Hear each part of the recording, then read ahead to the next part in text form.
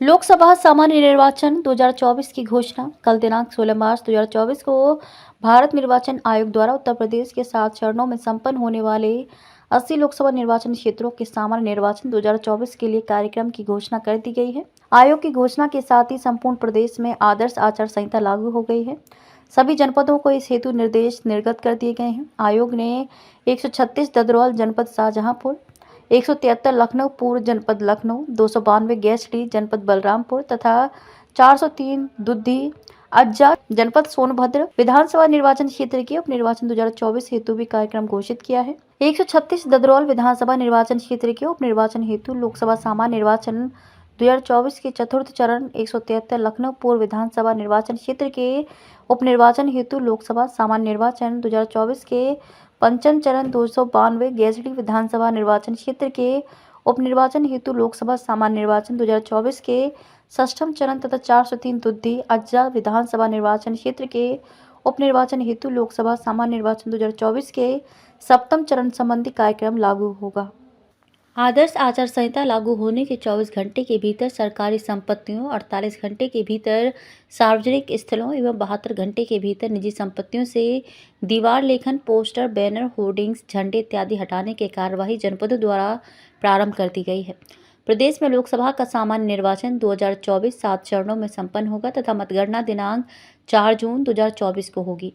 आयोग द्वारा घोषित कार्यक्रम के अनुसार प्रथम चरण के निर्वाचन की अधिसूचना दिनांक 20 मार्च 2024 को जारी होगी, अर्थात दिनांक 20 मार्च 2024 से प्रदेश में नामांकन की प्रक्रिया प्रारंभ हो जाएगी। प्रथम चरण में 8 लोकसभा निर्वाचन क्षेत्रों में मतदान होगा। द्वितीय चरण के निर्वाचन की अधिसूचना दिनांक 28 मार्च 2024 को जारी होगी, अर्थात दिनांक 28 मार्च 2024 से द्वितीय चरण के नामांकन की प्रक्रिया प्रारंभ होगी। द्वितीय चरण में 8 लोकसभा निर्वाचन क्षेत्रों में मतदान होगा। तृतीय चरण के निर्वाचन की अधिसूचना दिनांक 12 अप्रैल 2024 को जारी होगी, अर्थात दिनांक 12 अप्रैल 2024 से तृतीय चरण के नामांकन की प्रक्रिया प्रारंभ होगी। तृतीय चरण में 10 लोकसभा निर्वाचन क्षेत्रों में मतदान होगा। चतुर्थ चरण के निर्वाचन की अधिसूचना दिनांक 18 अप्रैल 2024 को जारी होगी, अर्थात दिनांक 18 अप्रैल 2024 से चतुर्थ चरण के नामांकन की प्रक्रिया प्रारंभ होगी। चतुर्थ चरण में 13 लोकसभा निर्वाचन क्षेत्रों में मतदान होगा। पंचम चरण के निर्वाचन की अधिसूचना दिनांक 26 अप्रैल 2024 को जारी होगी, अर्थात दिनांक 26 अप्रैल 2024 से पंचम चरण के नामांकन की प्रक्रिया प्रारंभ होगी। पंचम चरण में 14 लोकसभा निर्वाचन क्षेत्रों में मतदान होगा। षष्ठम चरण के निर्वाचन की अधिसूचना दिनांक 29 अप्रैल 2024 को जारी होगी, अर्थात दिनांक 29 अप्रैल 2024 से षष्ठम चरण के नामांकन की प्रक्रिया प्रारंभ होगी। षष्ठम चरण में 14 लोकसभा निर्वाचन क्षेत्रों में मतदान होगा। सप्तम चरण के निर्वाचन की अधिसूचना दिनांक 7 मई 2024 को जारी होगी, अर्थात दिनांक 7 मई 2024 से सप्तम चरण के नामांकन की प्रक्रिया प्रारंभ होगी। सप्तम चरण में 13 लोकसभा निर्वाचन क्षेत्रों में मतदान होगा। प्रदेश के 80 लोकसभा निर्वाचन क्षेत्रों में से 67 लोकसभा निर्वाचन क्षेत्रों में जिलाधिकारी, 12 लोकसभा क्षेत्रों में मुख्य विकास अधिकारी तथा 1 लोकसभा क्षेत्र में उपाध्यक्ष गोरखपुर विकास प्राधिकरण रिटर्निंग ऑफिसर अधिसूचित है। मान्यता अमान्यता प्राप्त राजनीतिक दल भी अपनी वेबसाइट के साथ साथ टीवी चैनलों तथा राज्य में व्यापक सर्कुलेशन वाले समाचार पत्रों में प्रारूप C2 में प्रकाशित करेंगे। अभ्यर्थियों को रिटर्निंग ऑफिसर के समक्ष ये घोषित करना होगा कि उन्होंने अपने दल को अपने विरुद्ध लंबित एवं प्रचलित अपराधियों के मामले के बारे में सूचित कर दिया है। शांतिपूर्ण एवं निष्पक्ष चुनाव हेतु पर्याप्त संख्या में केंद्रीय अर्धसैनिक बलों की तैनाती भी सुनिश्चित की जाएगी।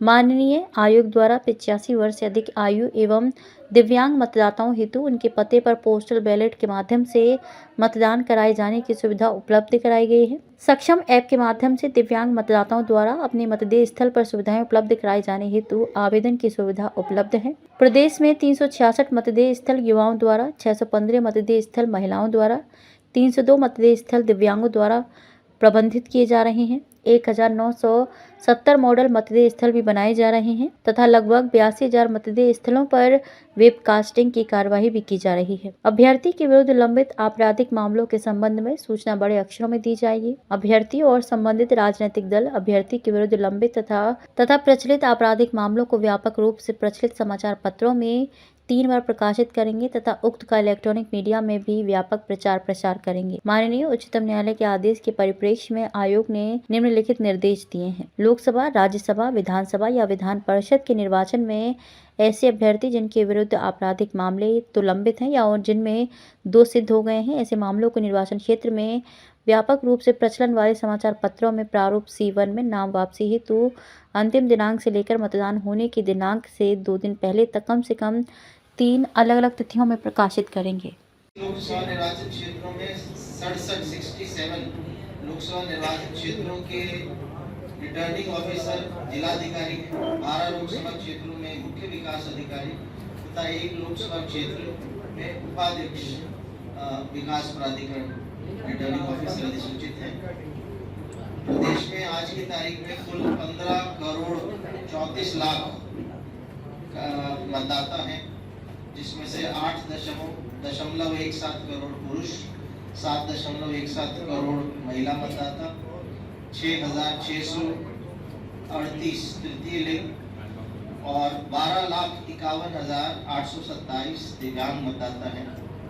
वर्तमान में कुल पोलिंग स्टेशन लोकेशंस की संख्या 92,587 है और मतदेय स्थलों की संख्या पोलिंग स्टेशन बोलते हैं 1,62,041 है, जिसमें 1,62,012 मूल पोलिंग स्टेशन है और 29 सहायक जिसको ऑक्सिलरी पोलिंग स्टेशन बोलते हैं, सहायक मतदेय स्थल है।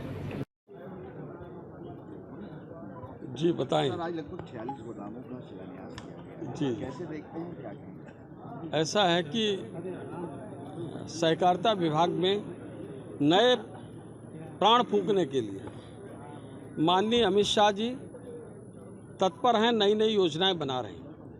तो राष्ट्रीय कृषि विकास योजना के तहत 43 छोटे 100 मेट्रिक टन के और 11 250 मेट्रिक टन के और 9 गोदाम जो हैं वो 1000 से 1500 मेट्रिक टन के आज उनका शिलान्यास हुआ है। और माननीय मुख्यमंत्री योगी आदित्यनाथ जी निरंतर इस पर निगाह रखे हुए हैं, उनके मार्गदर्शन में काम करते हुए, उनकी प्रेरणा से काम करते हुए आज हमने यहाँ पर इन गोदामों का शिलान्यास किया है। जल्दी इनका लोकार्पण भी मुझे लगता है कि विदिन 6 मंथ्स, हो सकता है 4 ही महीने के भीतर इसका लोकार्पण भी करेंगे। और अभी प्रदेश में 103 नए गोदामों को बनना है, जिसमें केवल गोदाम ही नहीं, उसके लिए ऑफिस भी है और बैठने के लिए किसानों को जगह भी है और गोदाम भी है। सब कुछ वहाँ पर मुकम्मल व्यवस्था कर रहे हैं। साथ ही साथ इन सभी पैक्स पर कंप्यूटराइजेशन कर रहे हैं, प्रिंटर लगा रहे हैं, LED लगा रहे हैं और साथ साथ इसमें सोलर लाइट के माध्यम से बिजली भी देने का काम हमारी सरकार के द्वारा किया जा रहा है। सर, किसानों के हित में बनाए जा रहे गोदामों का इस्तेमाल किसान किस तरह से कर सकेंगे सर? इसमें किसानों को 2 तरह से इस्तेमाल करेगा जी। इसमें 2 भाग होंगे। एक भाग में वो यूरिया और DAP इस तरीके से फर्टिलाइज़र को रखेगा, दूसरे भाग में उसको गेहूं और धान जब खरीद करते हैं तो उनको रखने की आवश्यकता होगी तो गेहूं धान भी रखने का काम करेंगे, या अन्य जो चना है, बाजरा है, ज्वार है, उसको भी खरीदेंगे तो उसको भी रखेंगे। इस तरीके से योजना।